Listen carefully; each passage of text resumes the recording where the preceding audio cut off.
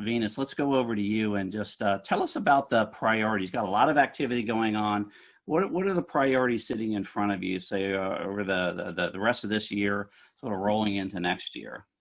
Yeah, so Luke, as I stated, business drives cybersecurity. So the things that the missionaries and the business owners need to do to deliver, USDA services drives my priorities. So in order for me to enable that, one of the things we're embarking upon is how do we use the RPA, the robotic process automation, really to simplify some of our processes and really allow people to do what we call, that high level work. And so from a cybersecurity perspective, how do I secure a non-person entity? Because, we rely on identity proofing with individuals, but how do you do that when it's a bot? So that's been great for us as we've moved into really maximizing the use of RPA, not just in our financial section of Department of Agriculture, but now within the mission areas.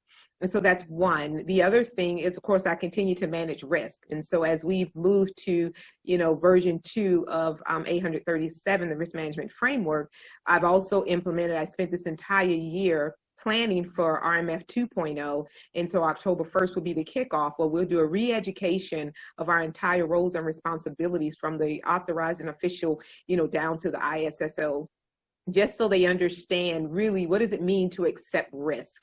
And then the next step in that would be to quantify that risk. Haven't decided on a model yet, but still exploring. I'm working with my Department of Energy.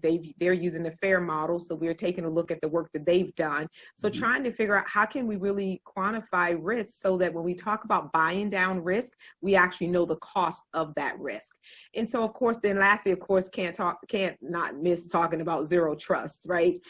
So one of the things we did, not only, we're closing the data centers 39 to 2 and then flattening our networks, that really helps us and ushers us into the zero trust journey.